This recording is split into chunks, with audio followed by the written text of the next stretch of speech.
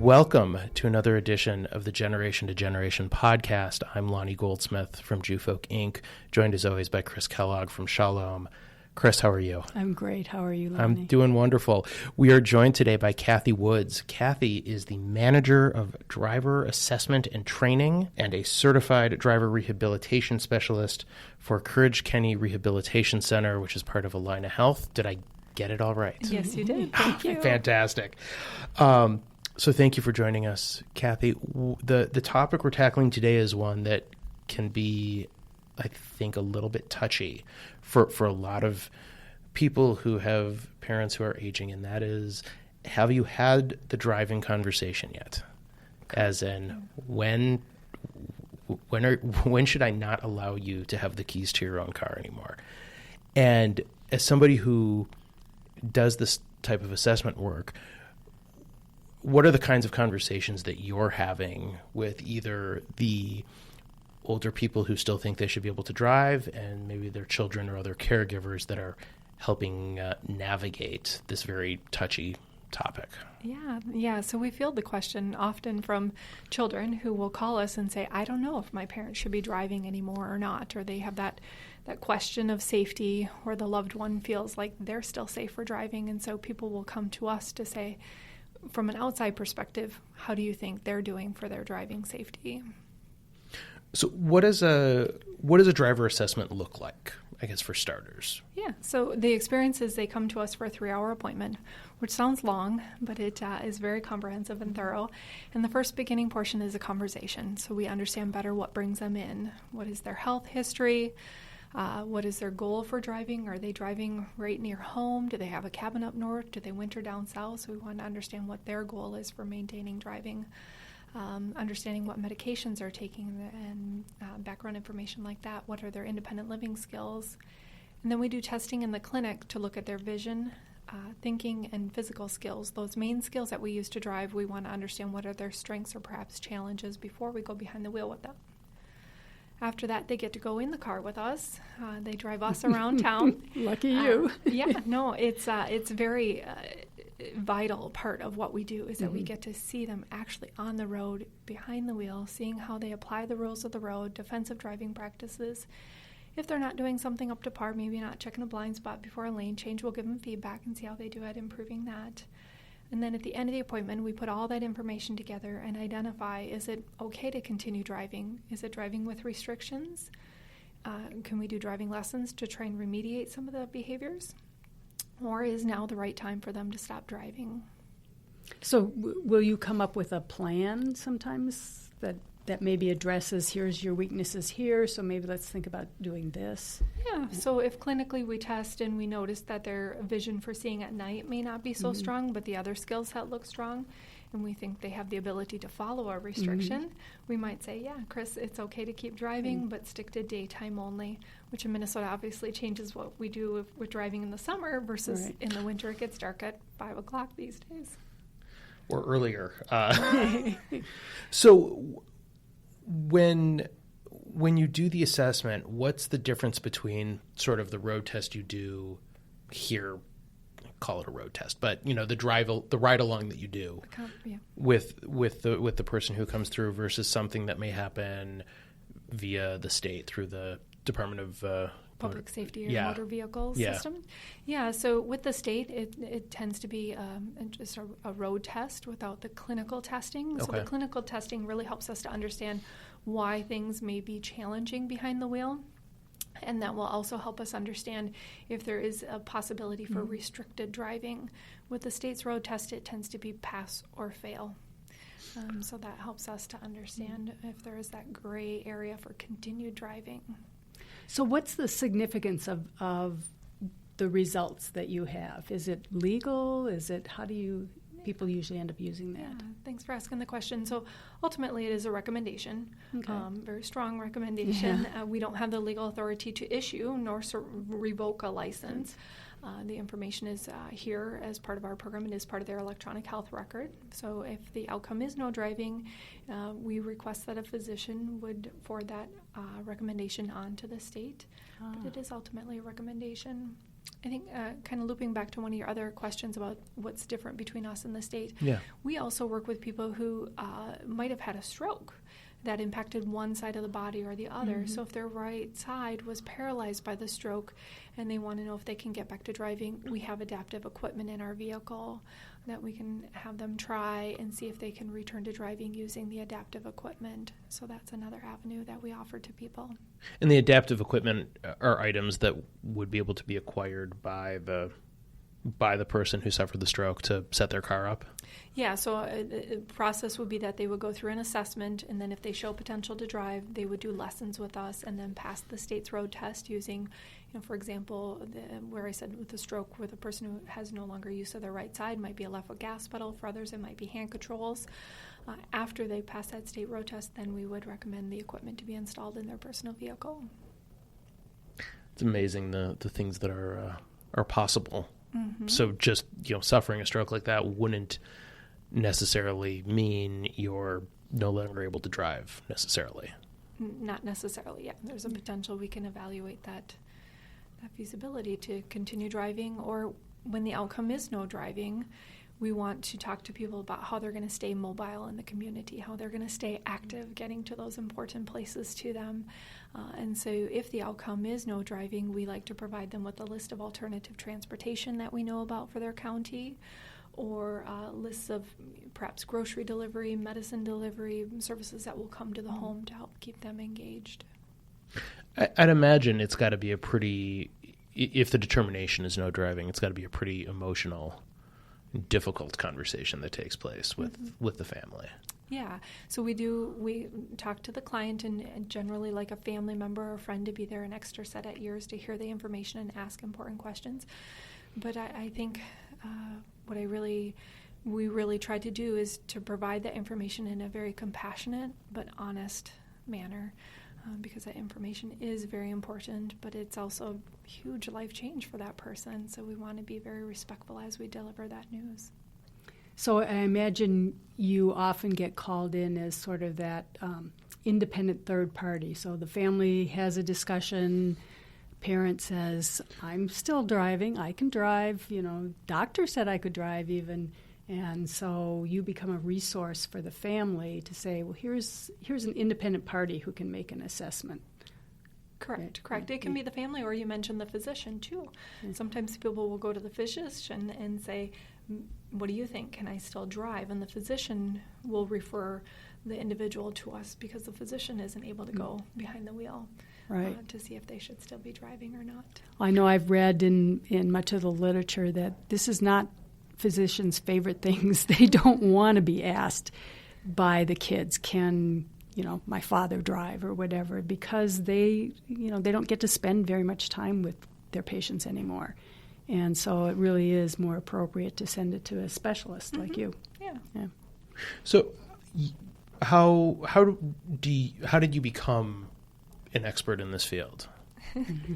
My background is I'm an occupational therapist, as is all of the staff here at Courage Kenny. We are all occupational therapists, so that means that we have background knowledge in understanding various abilities and disabilities and how to adapt activities of daily living. Our activity of daily living that we've chosen to specialize in is driving. So with that background, then we've gone on to become licensed driving instructors and then certification in driver rehabilitation. So we've, as a program, have been around for over 40 years. Wow. Very honored to work here. I think it's amazing how driving is sort of an activity you take for granted once you've been sort of doing it long enough. You don't really think about, maybe, I guess, having the privilege or the ability maybe taken away from you. Right. Now, Yeah. sorry, go ahead. That is a conversation that we have, is that driving is a privilege. It is a responsibility. It's not a right that's given to us. So one of the things you mentioned that is that you're not legally able to say, it's your recommendation. It's not a legal opinion. Do you have people who are like, okay, cool opinion, I'm still going to do it? Well, yeah, there's people who will state that. Okay. When it's hard, when they receive that news, when I say, Lana, you should no longer drive, there's kind of a knee-jerk reaction of, I'm still going to do this. Right.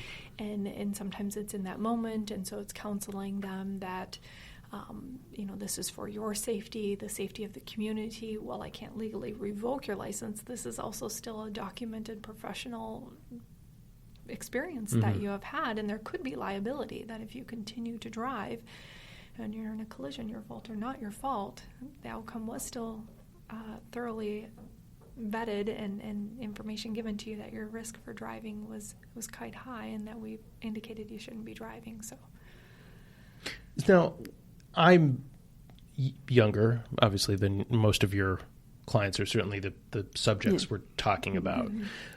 But I don't remember the last time I took a road test for my license, or frankly, even a written test for that matter. How often is something like that? Are those two things mandated by the state?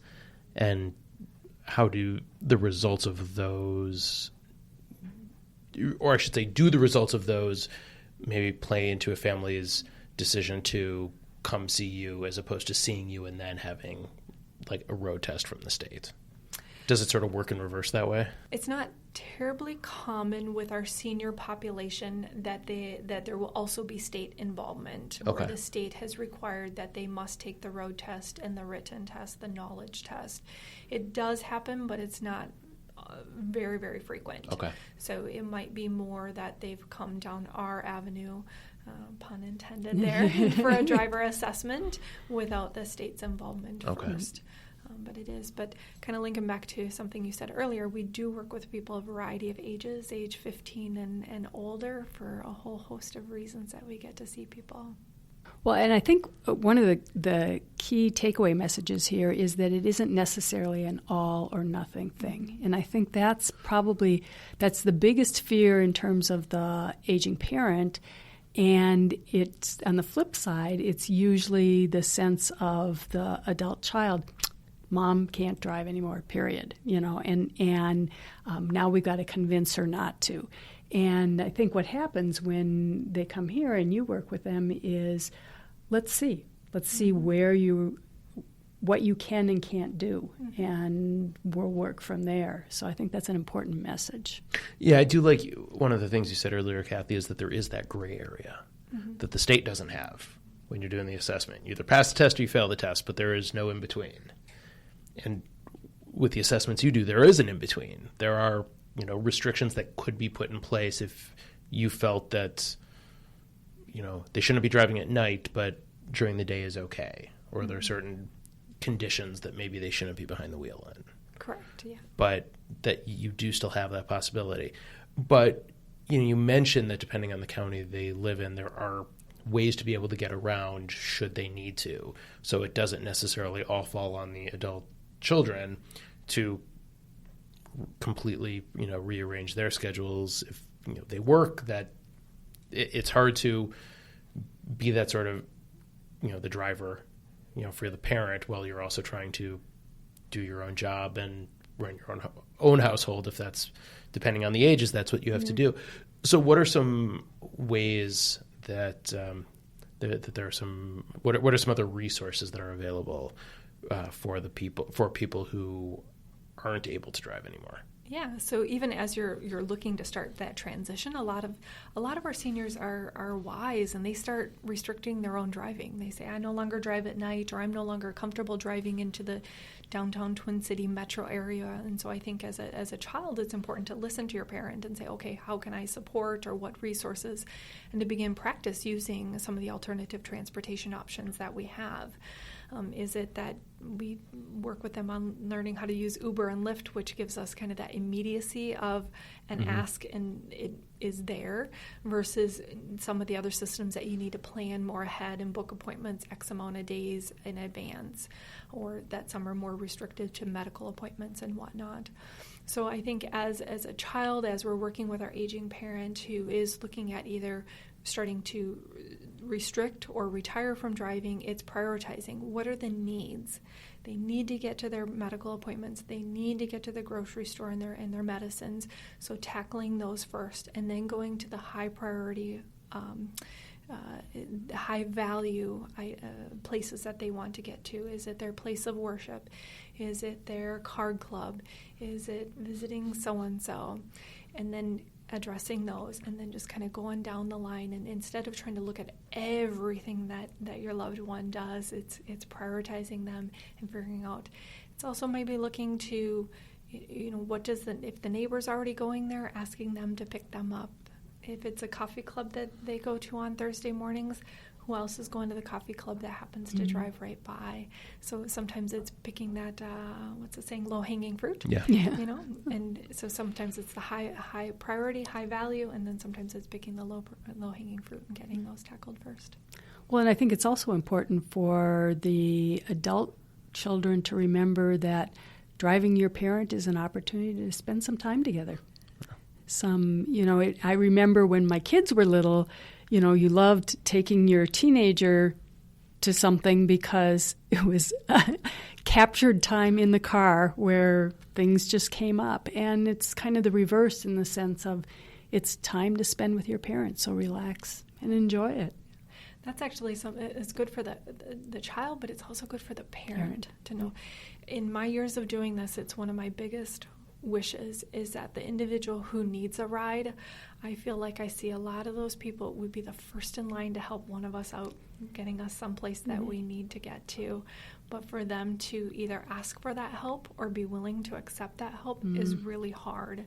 And as a provider, that's one of my biggest wishes is for people is that they accept and that they're able to ask that and to see the value that they have to give. To your example, Chris, that they are going to share that moment in time with their loved one or their friend or whomever's picking them up. They have something to share in this experience. Yeah, it's not all I'm taking. I'm also giving. Mm-hmm, definitely. Yeah. Well, I think that's a lovely place to end on. So Kathy Woods, thank you so much for joining us this week. And this is a very difficult conversation, one that I'm sure most people have to have at some point with a loved one. So thank you for helping us navigate the challenges of it and giving us some tips and things to look for along the way. Thank you. Thank you. The Generation to Generation podcast is sponsored by Shalom Home and produced by Jewfolk Inc. For more information, go to shalom.com. That's SHOLOM.com or tcjewfolk.com/podcast.